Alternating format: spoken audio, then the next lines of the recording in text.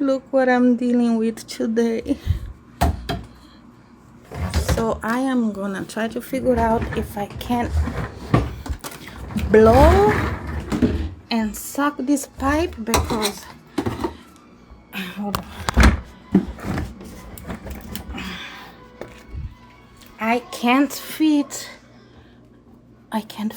the snake in there. The snake doesn't go around here, so I have to find a way to see if I can suck it out.